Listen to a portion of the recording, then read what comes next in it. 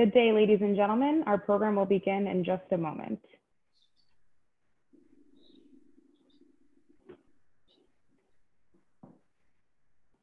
Good day, ladies and gentlemen. Our program will begin in just a moment.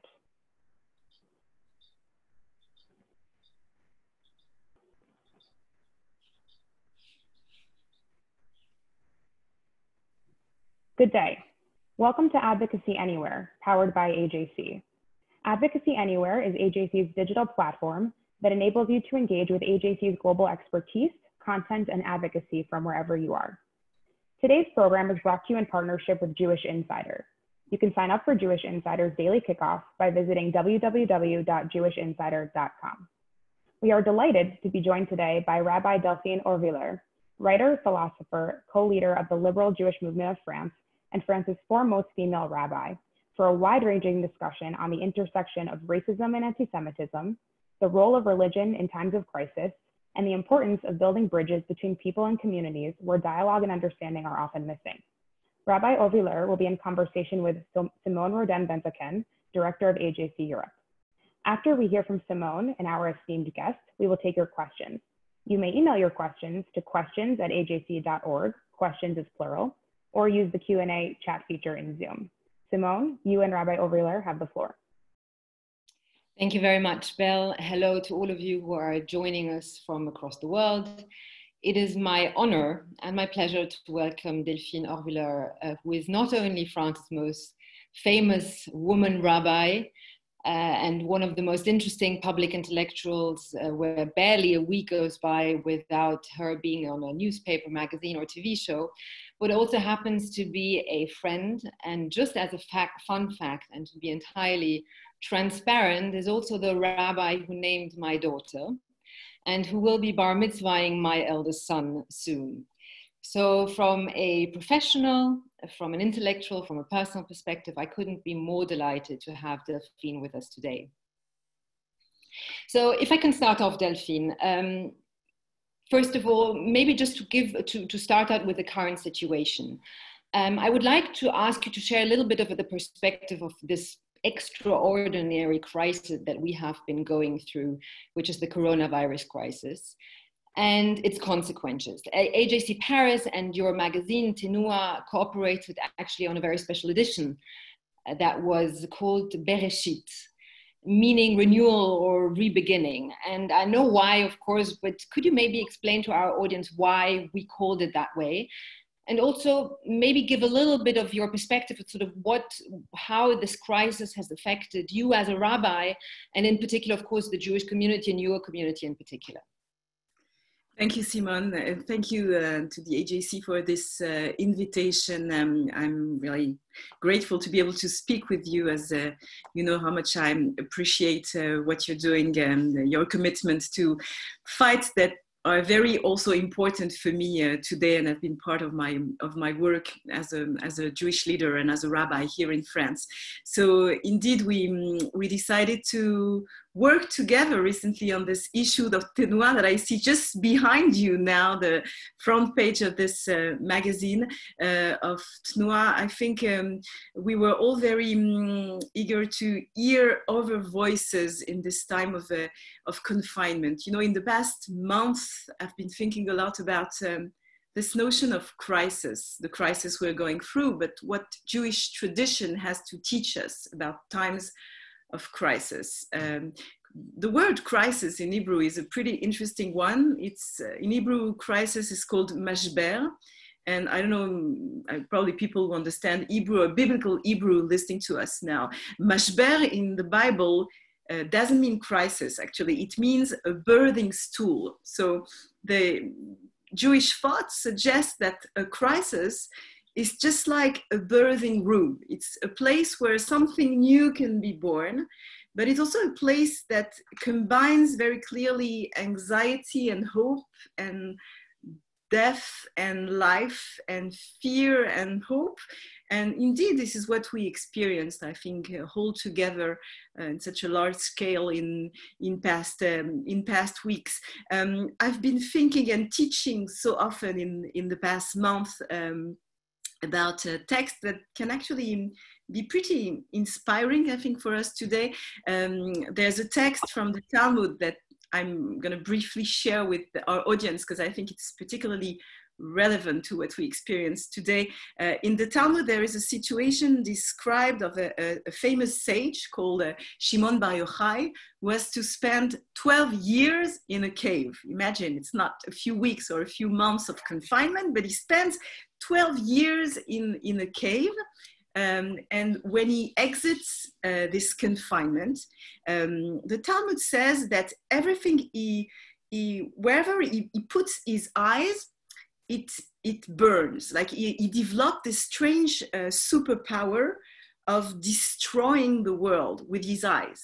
And the Talmud teaches that like a voice, God's voice comes into the picture and tells to Rabbi Simone Rodan-Benzaquen, if you exit your cave to destroy the world, you should go back to your confinement.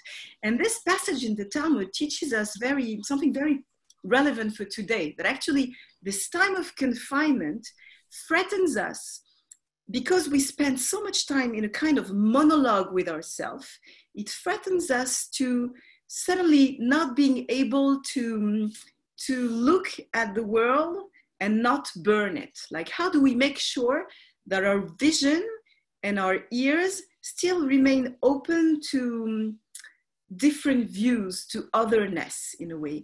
And this Talmudic idea is actually what led us to develop this magazine with you, with AJC, that I thought, and we shared it together, that we absolutely need in this time of kind of monologues of confinement. We need to make sure that we listen to other voices, that we make room to, other ideas, philosophers, artists, politicians, psychoanalysts can share with us the wisdom they gained in this time of crisis, and make sure we keep, a kind of humility in a time when so many people around us are so full of certainty. I guess you have the same discussions also in America. So many people today, this time of confinement somehow strengthens their certainties instead of questioning them. People are so convinced that they know why it happened and what should be done and what the world will look like. And I think we should really, pay attention and make sure we remain humble as much as possible in the time ahead. Absolutely. Actually, you hinted to some of those things already. But in the question of dialogue, you've lived many years in the United States. And sort of now that we can't travel anymore, we can't go on the other side of the Atlantic and explain our world. You are to some extent, so as we are, sort of a cultural translator. Both sides. From your sort of experience, and what is it that American Jews in your mind don't understand about France, even France's Jewish community, and what do French Jews not understand about the United States and about American Judaism? Well, it's a very important question. Indeed, I spent many years in the United States when I was a rabbinical student, and now I'm back in Paris for the past 12 years now. I used to live in Israel before, so somehow I feel I journeyed, through this triangle in my adult life in the past 20 years. The question of the understanding or misunderstanding between France and America is a fascinating philosophical question. I think America and France do share a lot in the fact, for example, that through an historical lens, those two countries consider that they have something special they have to bring to the world, which is actually interesting. Philosophically, I think America and France are based on the idea that their historical revolutions taught them something that they need to share with others beyond their frontier. Like they perceive themselves as almost having a mission, a transcendent mission. And also those two societies are based on a cherished notion of freedom. You know, the idea of freedom is very dear to America and to French culture, but actually the way freedom is interpreted is very, very different in France and in America.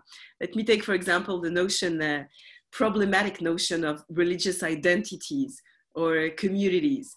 The word community, as you know, in America is a pretty positive one, whereas in France, until today, it's a pretty negative one. It seems the idea of belonging and claiming a community in the French narrative is perceived as a kind of threat to national promise, almost. So let me maybe explain this for people who are not familiar with the French history and French also laïcité. Maybe I should start from there, from this notion of laïcité. Sort of the French version of secularism. Exactly. Laïcité is the French version of secularism, but it cannot be translated as secularism.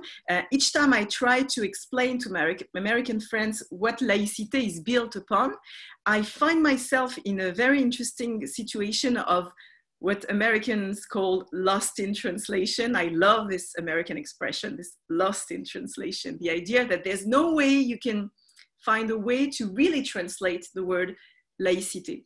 The French version of secularism has to do with freedom and the cherished notion of freedom.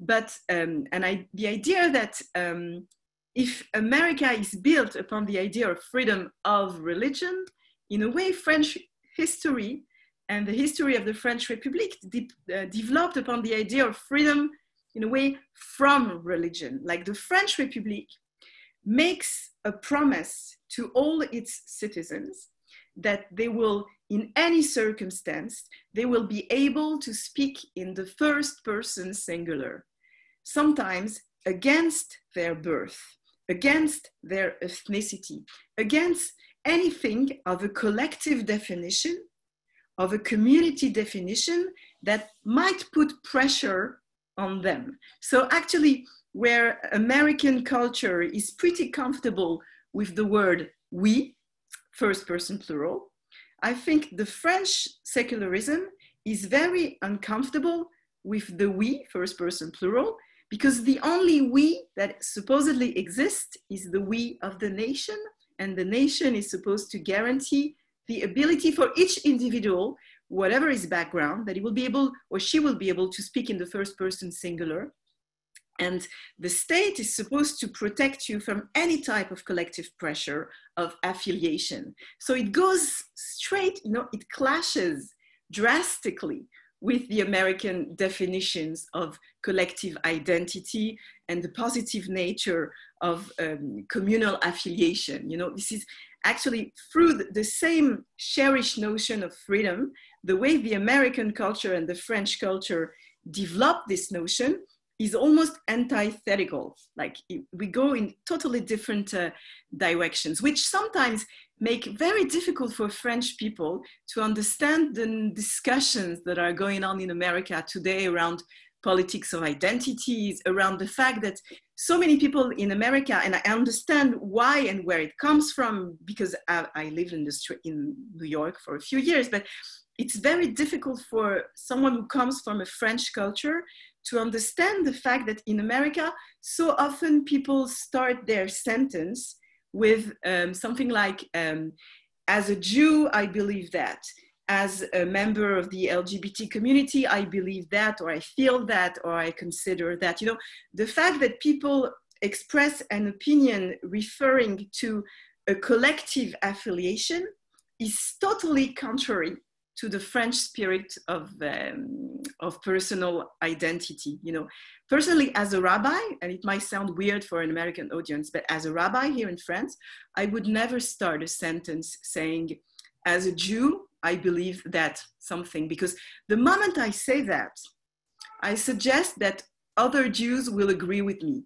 And most of the time it's wrong, not because I'm a woman or I'm a liberal rabbi, whatever, because maybe it's part of the Jewish nature, when, the old jokes that say that when you put two Jews in a room, they will probably disagree upon pretty much everything. And as a Jew, I sometimes disagree with myself, and what I think today is very different when I thought yesterday and what I will think tomorrow. But this idea of plurality of ideas, together with this French historical culture, make it almost impossible for me to speak as a member of a collective.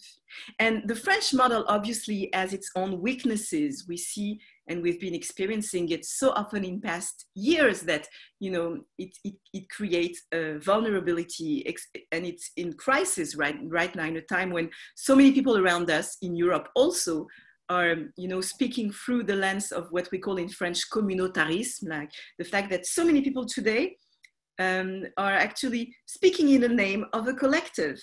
And so it creates, it places the French recipe of laicity and secularism in a crisis.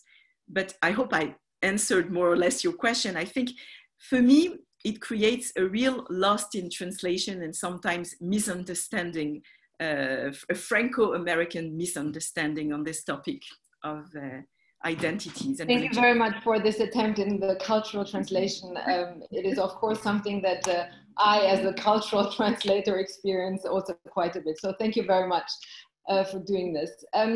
Let me move to a topic that I know that is very dear to your heart and certainly to ours as well.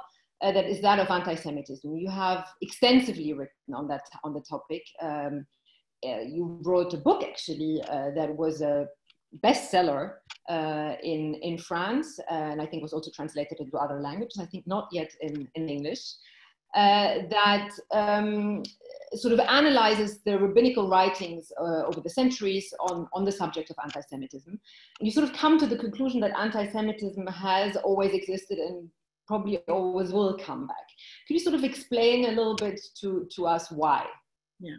So, well, as you know, many books have been written about anti-Semitism, the history of anti-Semitism, the sociology of anti-Semitism, the psychoanalytical outlook on anti-Semitism. But I decided a few years ago already to write a book about rabbinic look at, you know, how do rabbis in the Talmud, in the Bible also, and all along history, what has been the Jewish look at this ongoing hate.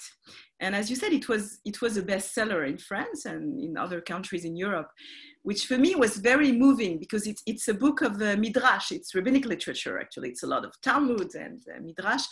And it was always very moving for me to be in the subway here in Paris or in the street and to see people read Midrash everywhere in coffee shops here in Paris. So what was striking for me looking at rabbinic literature is to notice that actually rabbis along history have always been aware that anti-Semitism, of course they didn't call it anti-Semitism, it's a pretty new word, but they were always aware that this hate against them would never disappear. They were aware that it would always come back.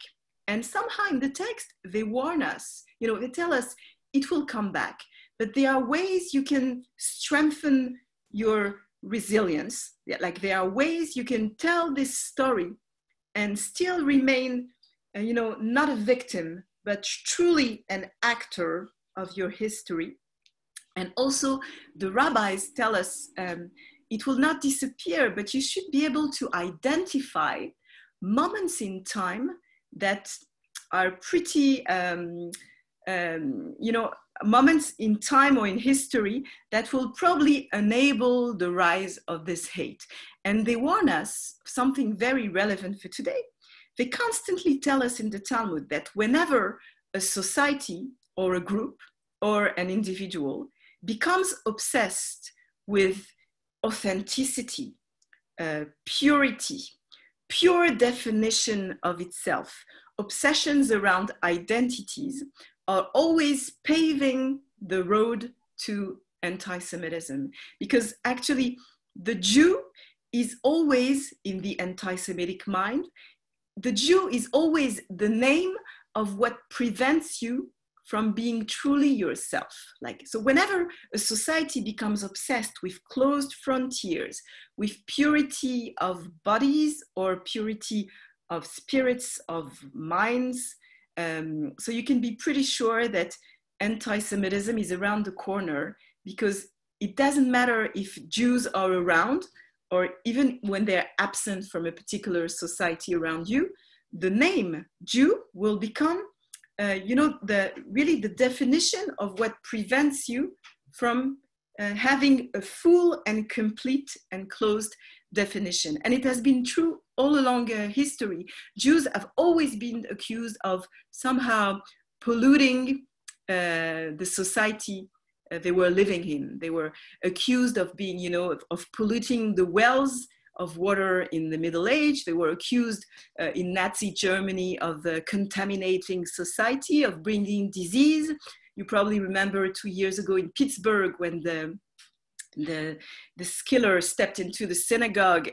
The way he explained his gesture is by saying that he was convinced that American Jews were somehow letting caravans of migrants contaminate the American soil. So this idea of fear of contamination, fear of porosity, has a lot to do with anti-Semitism, and it has always been the case.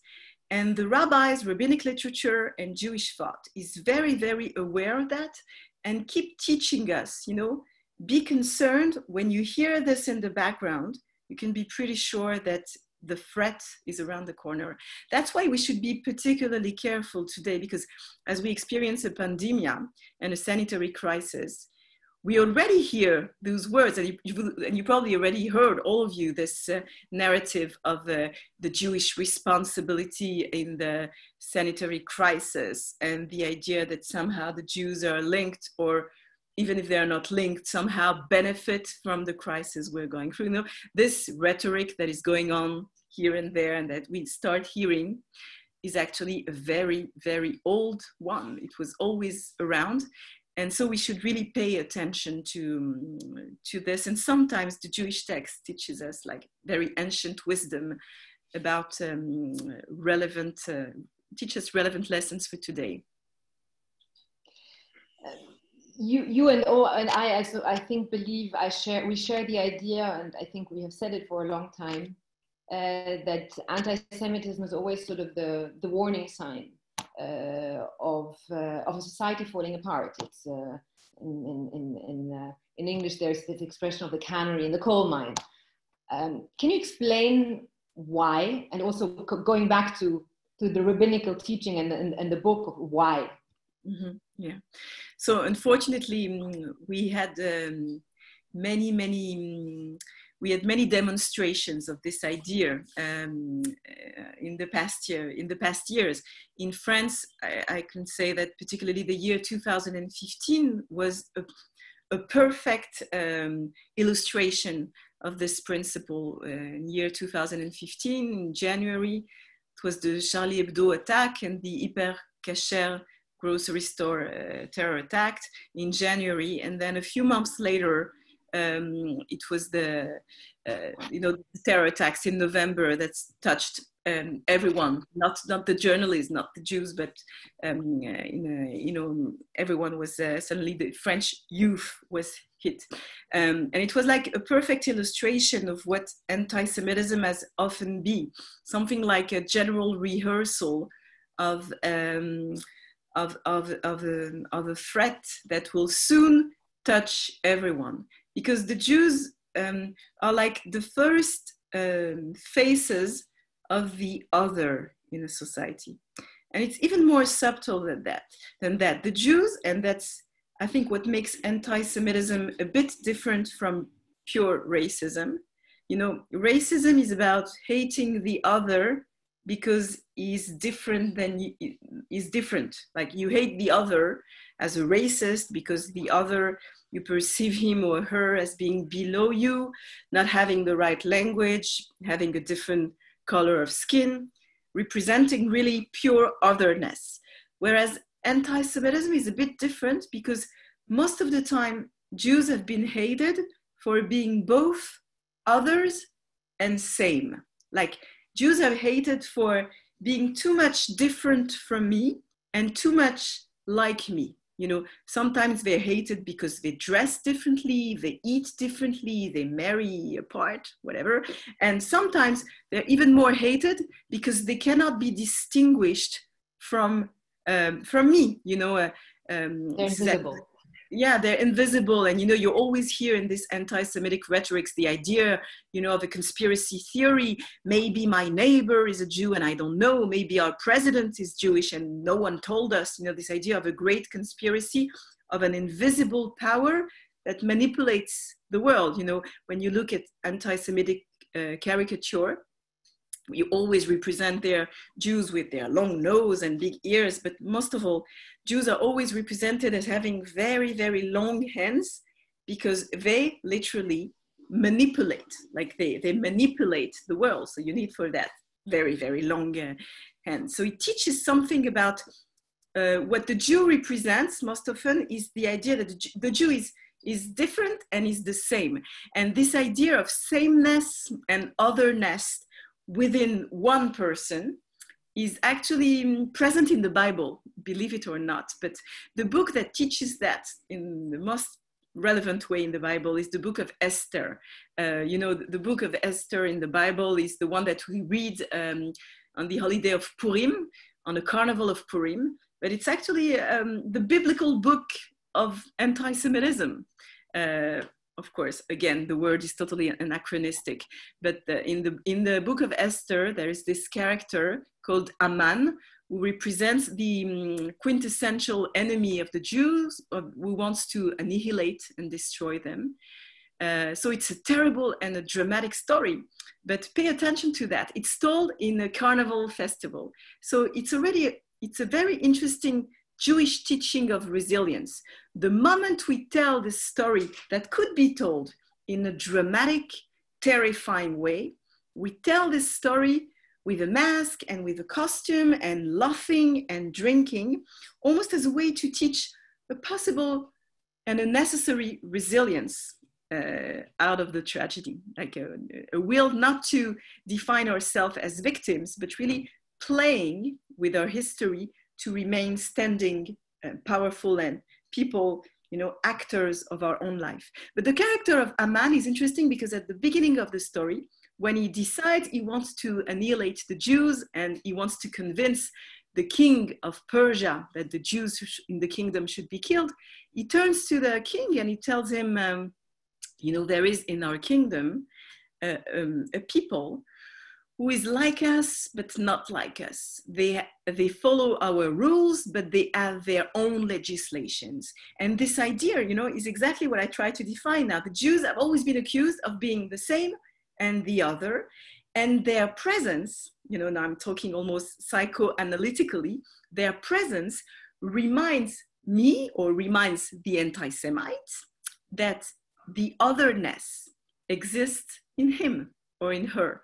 And most of the time when someone refuses to see in himself, in his history, in his own family or identity, refuses to make room for what he owes to the other, to you know, influence from outside, to a kind of contamination and porosity of his world. When a person wants to define himself in terms of really unlockment and purity, so he will need to get rid of the Jew, you know, from his point of view. I'm not sure no, for me it's very good because I read your book, but I think for the rest of the audience as well. It's and also something I want to add, because I think it's something I try to develop in the book that hopefully would be released at some point in America. It will be released in Great Britain in a few months.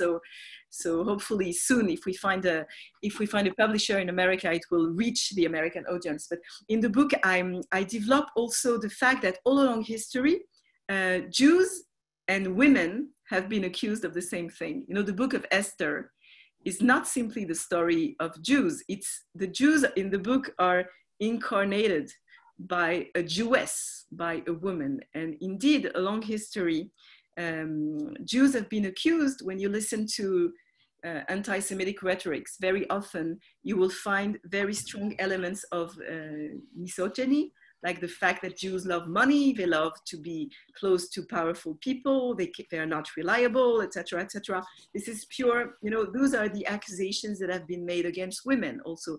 And it's no surprise, actually, because the Jews and women represent often the same thing from from the anti-Semitic perspective. It represents openness to otherness, if I can say. It represents porosity. It represents possible, fertilization, contamination, but in a positive way. The idea that, something in their identity reminds me of my origins, but also reminds me of the fact that I owe something to someone who is different. Thank you, Delphine. One other issue, I have two more questions, and then we'll have the audience ask questions as well. One other question, I know that you touch upon this in your book as well, and you have thought about this quite extensively, is the issue of sort of the anti-Israel obsession, and how this transforms itself into sort of a modern form of anti-Semitism. How do you explain this anti-Israel hatred, and maybe also what in your mind is the best way to combat it? Well, that's really a very difficult struggle to fight. I think we all witnessed, and I think Simone, you were particularly in the front line of this fight, and many people are very grateful for what you did here in France and all around Europe on this fight, to make people acknowledge how much anti-Zionism has been used as a way for many people in recent years to, in a way, kosherize an anti-Semitism that could not be anymore expressed as such. But this discussion is a complex one because, in the past years, I'm just like you, so many people keep asking me, why can't we be anti-Zionist? People tell me I'm absolutely not anti-Semitic, but I'm deeply anti-Zionist. And it's very important for me to have those conversations with people. But what I decided to do in recent years is that each time someone tells me he's anti-Zionist, I immediately stop the conversation and I ask him or her to define what he means or what she means. And generally, you pretty fast understand that there is a lack of clear definition or a lack of ability very often to define what people mean by this word, anti-Zionist. If anti-Zionist mean for them the necessity to criticize Israel's government's policy today, then that's fine. But not only is it fine, but most Israelis do the same.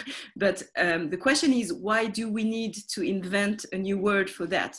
If today I want to criticize Trump's policy, let's say, or someone else's policy, will I invent a word for that? Do I need to create like a new lexicon for that? So this is where, generally, you need to help people point this problematic. What do people mean when they say they're anti-Zionists? Do they claim the right to criticize Israel, or do they question its right to exist? And as long as the definition is not clear, I think we need to stop the conversation and ask people to clarify what they mean, and then the conversation can go on, more honestly. Because it's undoubtable today, unfortunately, that this notion, this unclear anti-Zionism, has been really a kind of elegant way for some to kosherize a very an unelegant thought. Elegantly said. So let me ask you the last question that is more related to sort of some of the current issues that are going on, but that also are where you also have a reflection, I know, on Jewish thought. In the aftermath of the horrible murder of George Floyd, we have seen statues being torn down in the United States, but also to some extent in Europe. And I heard you give a very special talk the other day on the role of statues from a rabbinical perspective. And I was wondering whether you could elaborate a little bit over this. And also, to what extent do you see, France obviously has also a certain past, and in particular a certain colonial past. To what extent do you see this phenomenon actually potentially being transposed to the European or French context? Yeah. Well, I think it's a fascinating philosophical question that what we're going through invites us to actually consider very, very profound questions. And all those questions have to do with how do you deal with your past? What is your heritage? And what do you do with the brokenness of your history? And this question is a very important question for Judaism. That's why it was important for me to dive into Jewish texts and to try to help people consider these questions through Jewish lens. As you said, I'm teaching now. I have a weekly, during confinement and until today, I had a weekly class through Zoom every Tuesday. And the last session was dedicated to this notion of breaking statues and the way it echoes Jewish stories. The most famous among them is probably the famous legend of Abraham that most of you probably know. It is told that Abraham, when he left Chaldea, where he was born. Chaldea was a place for the rabbis. Chaldea represents a place of idolatry. And the legend says that Abraham's father, Terach, was owning an idol's, like a shop of statues. And Abraham one day supposedly broke his father's idols.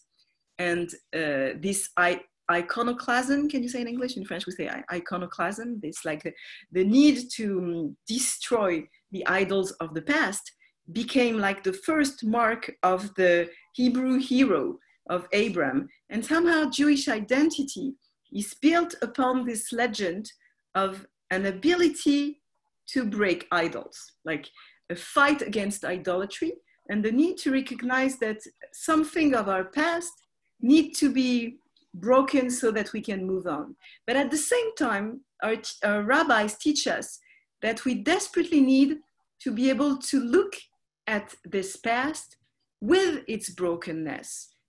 When Moses comes down from Mount Sinai, he breaks the table of law. That's the first thing he does. He breaks the table that God just gave him. He witnesses idolatry. He breaks those tablets.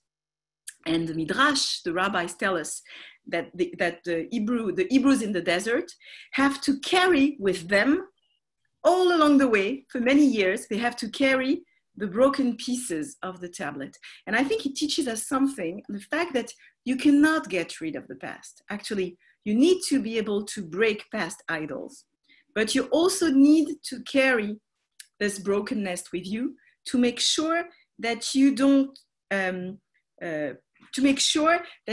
pretend your history can suddenly be pure of your past. I think there is a real threat that actually I come back to this idea we already discussed before, a certain threat of purity illusion. Actually, our history is made of glory and indignity. Our history is made of, grand deeds of our father, but also of their terrible mistakes. But we need to be able to be breakers of past idols. And at the same time, we won't be able to walk to our promised land if we are not carrying with us this ability to look at these breaches, to look at the brokenness of our history, to understand its complexity, to contextualize what we went through. And I think it's part of a kind of maturity process to be able to do both things at the same time. So I think this is exactly where we stand today. I think icons and idols need to be broken, but at the same time, we need to make sure when idols of the past are broken, that something remain, mature in our ability to, not to pretend it's not still in us. It's not part of us. We need to look at the statues sometimes in their eyes, to make sure we know where we come from. Abraham comes from Chaldea, and it would be ridiculous to forget this. This is where we come from. And actually in Judaism, we need always to remember where it started. We were born as a people in Egypt as slaves. Abraham was born in the land of idolatry. And this history is part of us. Not simply the fact that we left, but the fact that maybe we took something with us out of those words, and on a daily basis, we need to deal with the broken pieces of our past and our parents' past. Thank you very much, Delphine. I now want to give the opportunity to our audience. Belle, I give it back to you. Thank you very much, Simone, and thank you, Rabbi Horvilleur, for that great conversation. We have a lot of questions, so we'll try to get to as many as we can. To start off, we've gotten some questions along similar lines, very interesting question. Julie Simmons in Washington, D.C., I think phrases it best. There are many questions for Jews, both in the United States and elsewhere, about how Jews fit into the conversation on race. So in your opinion, quite frankly, are Jews white or part of any racial majority? And if not, should they be defined into any race category at all? So this is a very American question, and I love the fact that we have this conversation, because I know that the discussion that is going on today in America through the question of racial discrimination and whiteness is not yet, I'm saying yet, is not strong in France and in Europe, or maybe I should say is not yet strong the way it is in America. So I think they are really linked to the idols of the past, of the American culture. The way America has to deal today with its racial past is not exactly the same story as the way Europe has to deal with it. Undoubtedly, Europe has to deal with its own past of colonialism or fight against hate, against the ghost of anti-Semitism in Europe, and the ghost of racism is pretty strong. But I think the question of the discussion around whiteness is not catching in the same way today. What is discussed in the context of anti-Semitism is the fact that we witness that all along history, Jews have been accused of being powerful, of being on the side of the side of the people who control the situation. I was talking before about the Jews being described as manipulating the world. It's pretty interesting because it doesn't matter how vulnerable they might be in a society, they will always be accused of being on the side of controlling and powerful agents. So these rhetorics have been played in France in recent years, but less the question of whiteness. I don't know if Simone would agree with me or not. No, I do. I think there is a possibility that at some point or the other it will spill over. But I agree that definitely it is not part of the conversation today. Mm-hmm. When it becomes part of the conversation, it's very peripheric.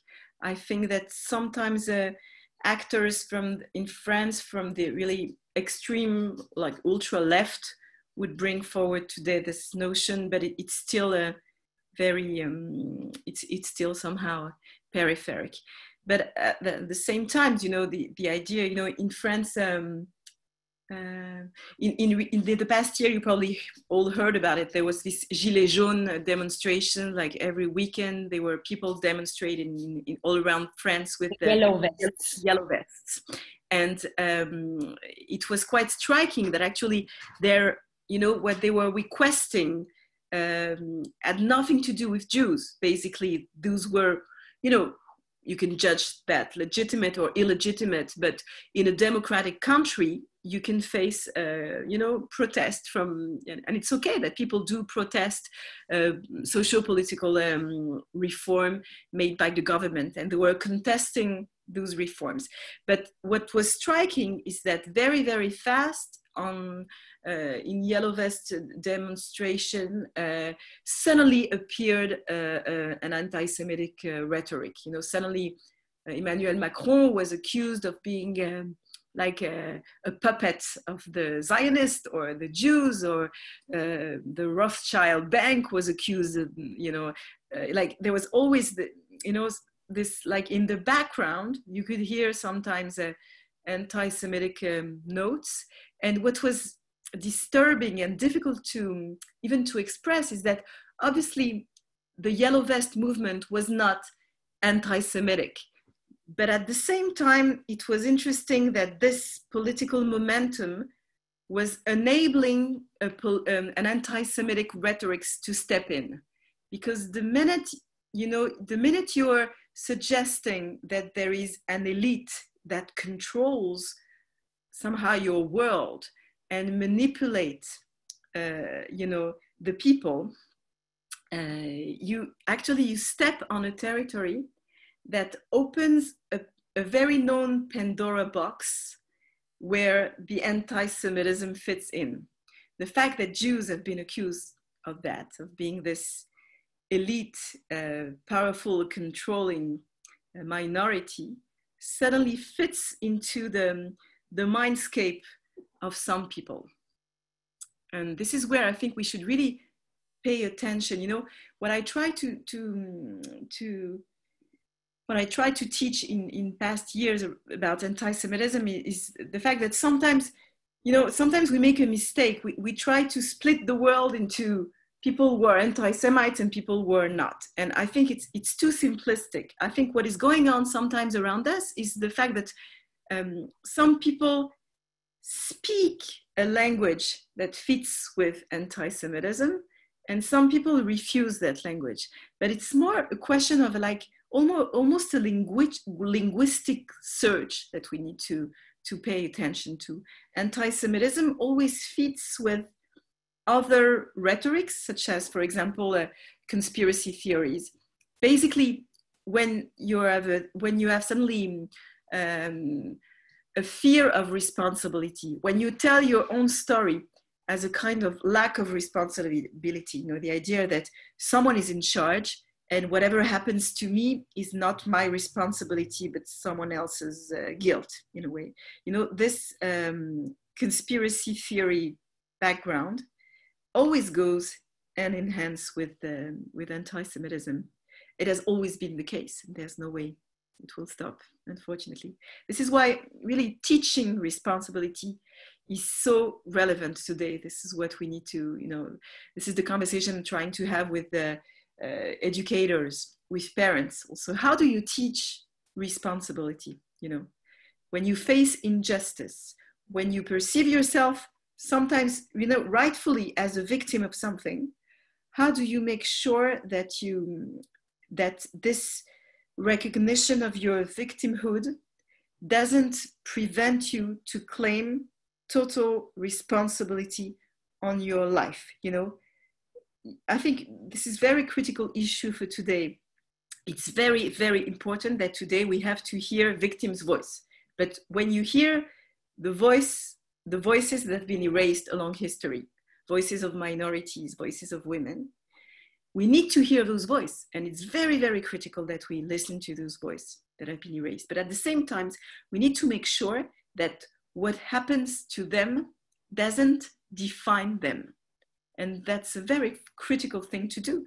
What happens to you doesn't define you. You have to be able to say what happened to you. And people have to acknowledge what happened to you. But it doesn't say everything about you. There's always a possibility to be something else and not simply what happened to you. Thank you. Our next question comes from Diane Yates in Boston, who writes that affecting change on issues of race, anti-Semitism, religion often begins with awareness and having the exact type of conversation that we're having here. And this can be difficult when your local community or your synagogue does not necessarily see the problem or know how to acknowledge it. As a rabbi, how would you recommend initiating these tough conversations, which seems to be a challenge for a lot of us? Yeah. Well, I think it should be easy as a rabbi. I'm not saying it is, and I'm not saying it's happening, but we are lucky. I'm not sure if lucky is the right word, but we are actually built upon sacred narratives in our Jewish tradition that all teach us about the necessity to make room for others because we have been the others and we know what it means to be the other of society. We keep telling in rabbinic teachings and in the Talmud, in the Bible, everywhere. This is the sentence that we keep repeating in the Bible. Remember that you were slaves in Egypt. So actually our very identity and our origin is not pure and is not a time of grandeur. You know, we don't come from a noble family at its origin. Our history is built upon a ground of encounter with being the other of a society. And it's supposed to constantly teach us the need to make room for otherness, you know, like what we call in French, altérité. Altérité is a very beautiful word in French that I cannot translate in English because it is, you know, that's a real lost in translation. Altérité in French comes from a word altérer. Now that's my French lesson to the American audience. And altérer comes in French from a root of altérer is to change something. So actually, when you make room for otherness, you recognize that the fact that you encountered another person deeply changed you. The power of your encounter with the other is the recognition that the person you are after you met him is not anymore the person you were before you met him. And Jewish identity, this is where it becomes really philosophical, Jewish identity is built upon the idea that you're not anymore identical to who you were. So Jewish identity comes from the recognition of an ongoing change inside yourself because you were exposed to otherness. And this is exactly, you know, it all brings us back to anti-Semitism, because a hate of the Jews along history has been precisely an inability to, by so many societies, to accept how much they owe to the others in them, inside them, outside, you know. And so I think it should be very easy for a rabbi to teach to its congregation the power of making room for others in our society. But it's not always done. I could give you many examples where it's not done. I could testify, for example, of how difficult it is until today in Judaism to make room for women. I can testify as a, you know, I'm one of the 4 French women rabbi. It's still very, maybe it's less common in America where there's so many women in the rabbinate now, but it's still a very strong and difficult struggle in Europe and in Israel. So this is a good illustration of how much sometimes a tradition that is so deeply built on the need, on the idea of the need to make room for the other, is not necessarily able inside the institution to make room for this other that femininity or the women represent. So that's actually the difference between theory and practice, like a long philosophical history of thought. Thank you, Rabbi. We're getting a lot of questions along the same lines. I'm going to try to combine them from Alan Morris, Herman Cohen, and Judith Press.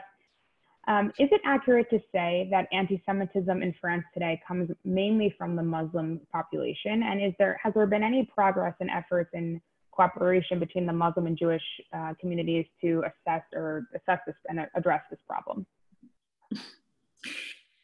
Well, I can answer part of this question, but truly I think that Simone would answer it much better than I do, because this is really the core of our amazing work here. Indeed, in past years, there a lot of anti-Semitism, and especially, you know, the anti-Semitism that led to the physical attack upon Jews and the death of members of our community was coming from Muslim youth, but it doesn't mean that anti-Semitism comes only from there. As we know, anti-Semitism always comes from different background. It still comes from the extreme right. You know it pretty well in America, I think. And it comes here in France also from part of the left, the extreme left, and from sometimes like a Muslim theological anti-Semitism that is sometimes creating alliances either with the extreme left or the extreme right, like finding weird alliances between people who disagree on pretty much everything except their hate of Jews.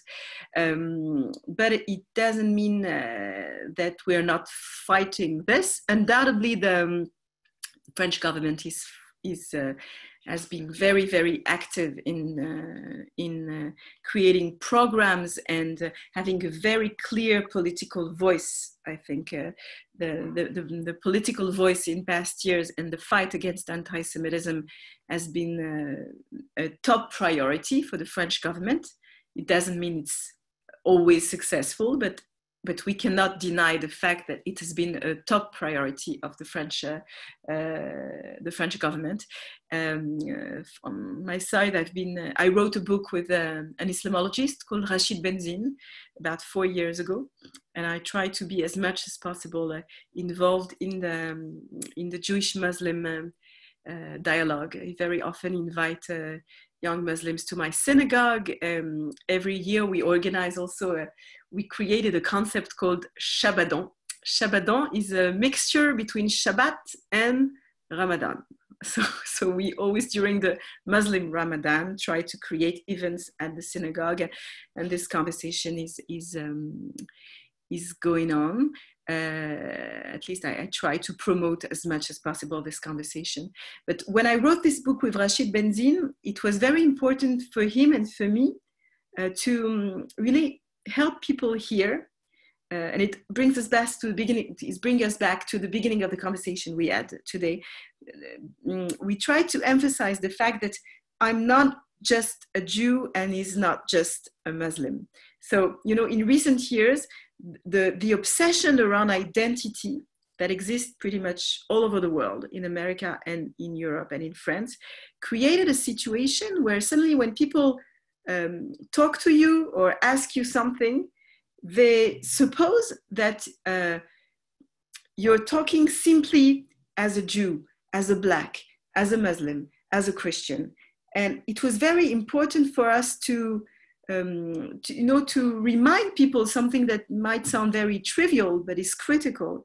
The fact that when we raise our voice with the complexity of our affiliations. Very often in recent years, when people ask me questions, I take a moment to remind them that I'm talking with them as a Parisian, as a woman, as a mother, as someone who doesn't do a lot of sport, as someone who likes sushi.